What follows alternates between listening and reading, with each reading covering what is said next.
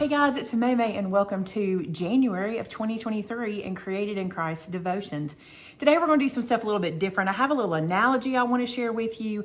I want to tell you some things about the end of the year and kind of what to expect coming up in this year. So we're just going to chat for a minute in the beginning. First, I want to thank you guys so much for being a part of this journey and coming every Sunday and watching our videos. Secondly, I want to say to you, I hope you had a wonderful holiday with your family. I hope that you were able to spend some time with family members maybe you haven't seen in a while. Maybe as things are starting to settle out, you were able to get back with more family. We had our entire family here for about 4 days. All the kids were here. It was so wonderful, and we just had a great time. I want to tell you guys that I appreciate you so much for your prayers for Vince's dad. You guys have been asking about him, and he's doing really well. His test results, they didn't come back positive, but they didn't come back negative. And I actually look at it as a positive. His test results, if you know, it was in the middle of December, you guys were praying for him in a stress test he was having, and that stress test came back lateral, like it hadn't changed since his last stress test. That's a good thing. So I see that as positive, and I want to thank you guys for your prayers for that. The other thing I wanted to do was take a minute to thank you so much for your response to our Advent series that we did in December. I was honored to have my brother, my father, and my pastor do an entire month-long series for you guys going through the Advent. We call it the Advent candle. And we light a candle every Sunday at our church, and each one represents what you saw in the Advent series. And I just thought they did an amazing job. And I feel like I learned so much from their videos, and I'm sure you did too, but I just really enjoyed them. And I'm just so grateful for your response. And I hope you enjoyed that as much as we did. We've never done that before, never tried that before. And I just thought it was great. And I enjoyed them being so willing to do that for me. They were absolutely, when I asked them, they're like, absolutely, we're perfectly happy to do that. So if you missed that series, it's 5 parts. It ran in December, so it would be the 5 videos before this one. And I just think you would really enjoy them. Even now, I feel like I learned so much, and I think you will too. Okay, so where does that leave us in 2023? I don't have any plans to change things. You know, in the past, God spoke to me at different years and encouraged me to do different things with our devotions and things like that. But right now he's telling me to keep things going like they are, and we're just going to do that. I haven't heard anything from him about changing anything, about doing anything different, and I think we're going to keep doing it. So for 2023, until he tells me otherwise, you can expect to see us at 6 p.m. on Sunday afternoons, continue doing our devotions. There's 2 things I want to talk to you about today, sort of along the lines of our devotion, but more just a chat. I just want to chat with you. I miss you. It's been a while. I am a person, let's talk about our 2023. You know, do you make resolutions or goals? Tell me in the comments. I want to know. I'm not a resolution person. I've tried them, and I typically just let myself down to the point that I kind of spiral backwards when I do that. So I don't make resolutions. Am I goal-oriented? Sometimes I'm goal-oriented. I find for myself, I'm more mini goal-oriented. Like if I set myself a bunch of mini goals that I can actually achieve, I do much better with things. So I didn't set any resolutions. I didn't set any resolutions, and I really didn't set any goals, especially any big goals for the year. I have set some small things I want to start out doing and see how I can do with that. But something I did do this year, which is different for me, is I chose a word. Have you heard of that before, where you pick a word that is going to be your word either for the year or for the quarter or for the month or what have you? And I've never done that. And honestly, the word chose me. It literally, I had no intention of choosing a word. And I was in church on the first Sunday of the year. You know, January 1st was a Sunday, and I was in church, and this word just got me. And so you're like, well, why are you talking to us about this? Well, I want to ask you, do you set a word? Has there been something that that speaks to you in such a way that it encourages you every day to kind of move forward in your goals? And I want to tell you my word, and I want to see what you think, if it might be a word you might want to use. In our message, our pastor was preaching, and he was talking about seeking, how we need to seek God and seek the things of God. And it was almost like the word just kept being magnified to me. Seek, seek, seek. And I realized for myself, when I seek for God, when I search for him, I find him every time. And every time I do that, I'm encouraged or lifted up or move forward in a process that I'm working on, or I get an answer from him when I seek him. So I adopted that word this year. My word, I don't know if it's going to be the year. Let me tell you something else about me. I'm also not a person who likes to make a big, long goal. Okay. I like to achieve things. Like I said, little goals. So I'm going to use the word seek until God gives me something else. And I'm going to lean into that word. And I want to tell you what my plans are for doing that. First, what I've done is I've decided what seek means to me. What does seek look like? Well, where God is concerned, it's me digging into the word. It's me looking for him in things around me. It's me remembering what he's done for me in the past. It's me talking to him in prayer, seeking out answers from him, seeking his opinion, seeking his advice. And it's me seeking where he wants me to go, where he wants me to lean into next year in this next thing. So I'm leaning into seeking God. I just think that you can't go wrong looking for him. And in the past, it's been 8 days, and I have seen him in places I never thought before. And one of those leads me to where we're going to talk about today, which is so interesting. So I am a person that loves social media. You guys know this about me.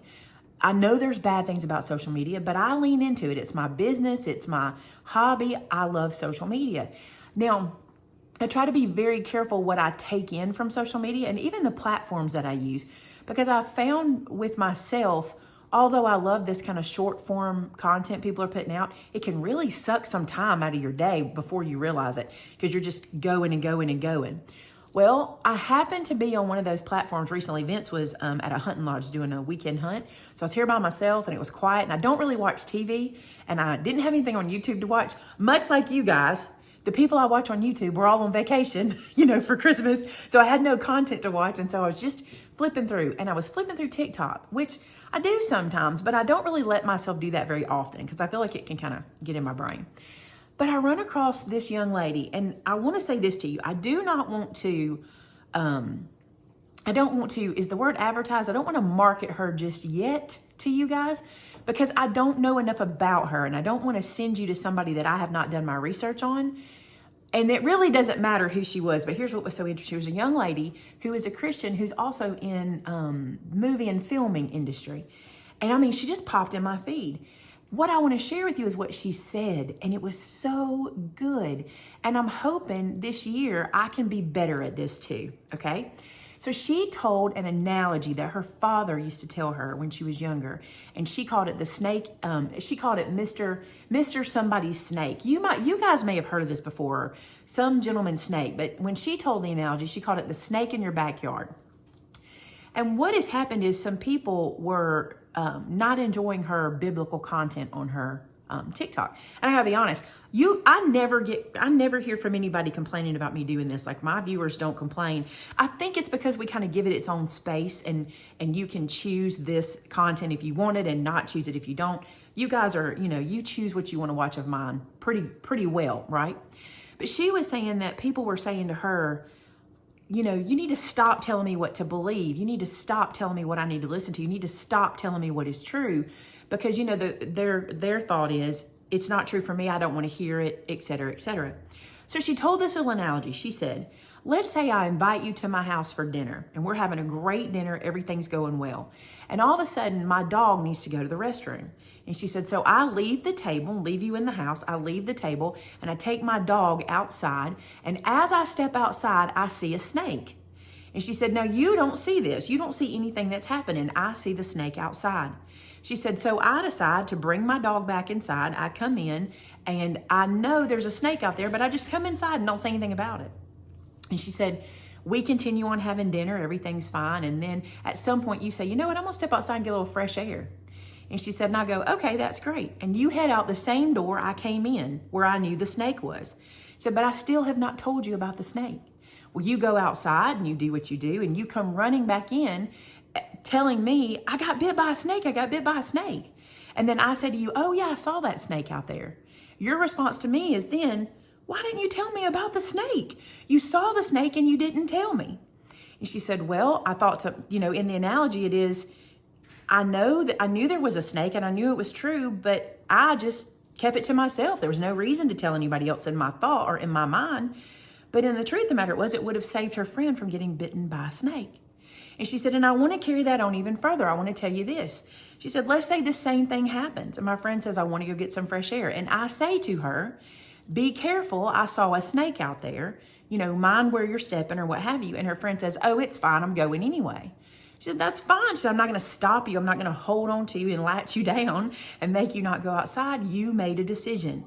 And she said, so when I'm sharing Jesus, the gospel with you, you can make a decision. She said, this is what I know to be true. And here's what I loved about what she said. She said, I know God is real. And then she said, and you can't tell me that he's not, because you don't know what I know. And let me say, here's what she's saying. She's not saying you're not reading scripture or you're not praying or you're not trying to find God. What she said is, you can't know what I know. And this is very, very true. I want you to think about this. So you probably feel like you know us very well, and many of you know us very well. But even at that, there's parts of things I do and places I go and things I am a part of that you don't know about, right? But more than that, there are experiences I've had in my life that have answered things for me, or that I've experienced and I now know about, that you can't be privy to. I know them. I had a pastor one time that said, no one knows your experiences. Even if they were in the same room, they don't experience something the same way you do, and things don't affect them in the same way. So when she said, I know God is real, then she said, if I know this, and I know what the outcome is for a person who does not accept Christ, I have to tell people. I have to say there's a snake in the backyard. You decide what you want to do with the information. And it resonated with me because I always want to tell you about Jesus. I want to tell you about God, what he's been in my life, what he's done for me. I know he's real. You need to hear this. I've experienced him in my life. I have had moment after moment where God has spoken to me, and I'm able to share those situations with you guys and those things that he does in my life. And I'm praying that as I seek him this year, I have even more and more experiences that I can share with you on what I know to be true. Now, why is that important to you? Because if I know something is true and it is helpful for people, then I need to share it, okay? And then you need to hear the information and do with it what you feel is comfortable to do. Now, I want us to experience heaven together. I want us to have an eternal life with God, all of us together. And that's why I want to share this information with you. But I can't force you to watch a video, and I can't force you to make a decision. And honestly, that's not what I'm here for. I want to say this to you because I don't want you to go, oh, you're telling people that whatever their truth is their truth. I don't feel that way. I feel that God is the truth. I feel that Jesus is the truth. But I will say this to you. My job is just to plant a seed. The Holy Spirit then propagates the seed. It does something with it. And that's an experience you'll have to have. See, that's an experience you'll have to know. That's when you'll say to somebody else, I know what I experienced. Let me tell you what I experienced. And I pray that over the year, or over this upcoming year, I can have more and more experiences to share with you as I seek God stronger and fuller, and I talk to him more and more. I really want to do that for you. I loved that analogy, and I thought, you know, so many of my fellow believers who are out there trying to tell people about Jesus, and especially in this, so interesting, I say this climate we're in, but I gotta be honest, today in our Sunday school class, our scripture was from Zephaniah, and during the time of Zephaniah, people were, for lack of a better term, they were taking pieces and parts of scripture and trying to put, not scripture, let me take that back, pieces and parts of different religions or things people were doing that they were calling religious and trying to create their own religions out of it. And I think we still do that today. I don't think that has anything to do with our culture or climate. I think that has to do with that missing piece in us where we're always searching for what is missing. We're seeking for what is missing. And you and I as believers know that's the Holy Spirit. That's what fills that space, right? I hope this analogy spoke to you like it did to me. I haven't been able to get it out of my mind. How brilliant to think it just makes sense to me. Maybe because in the South we have so many snakes, but it makes sense to me. But I hope it made sense to you. It was simple, just something I wanted to bring to you today. I look forward to 2023 with you. Let me know in the comments several things. Number one, do you set goals and resolutions? Do you have a word for the year? And if you do, tell me what it is. And also, have you struggled sharing the gospel with people because maybe you feel like they don't want to know? You know, they might not want to know, but do they need to know? That's the question we have to answer. You might not want to know, but do you need to know? It's kind of like, I don't really want to think there's a snake in my backyard, but I need to know it. You know what I'm saying? I think that makes sense. Thank you guys so much for being a part of our scripture journey. I've enjoyed being with you today. I know it was a little short one today, but I just wanted to bring you that. And I think it spoke volumes to me. It might speak volumes to you. We'll see you again next week at 6 p.m., just like we normally do. I know we missed the first, but that was a holiday, so we'll see you about like we normally do. Let's go to God in prayer together, and I'll close us out. God, thank you so much for your word, and thank you for the truth of your word. Thank you that I can call on you when I need you and that you will respond. When I seek you, you will answer me, God. I'm so grateful for that. God, thank you for all the times you've answered me before I even ask. Thank you for all the times you've let me see where you're working and the things you're doing, and it really helps me as I move through life. God, for those watching today, I pray that you will give them a word from you, not a word that doesn't really have anything to do with you or your word in particular, but give them a word from you and for them very specifically, so they'll know it is where you want them to head in 2023. God, give us a clear direction to seek you and find you and look for you in everything around us. God, our country needs you. Our world needs you. God, I pray that this year more and more people will seek you and find you. God, as you tell us in Jeremiah, that we'll seek you, and when we look for you with our whole heart, we'll find you. And I pray, God, we'll all do that. God, for those that are watching today that need a touch from you, maybe they don't know who you are or who Jesus is and what that incredible gift is. God, I pray today that something that was said or something that is done around them or someone who comes into their life will introduce them to Christ, and they can start a relationship that is the most wonderful relationship they'll ever have. God, thank you again for all you do for us. Thank you for this platform. You know how much I love it, and you know how much I love being able to share you everywhere. And God, I just pray that you will continue let us do that for years to come. God, thank you again for everything. We ask all this in Christ's name. Amen. All right, guys, I love you. I hope you're having a wonderful 2023. We're 8 days in. If you did set a goal or a resolution, I hope you're still on it. I hope you're still, trucking right along.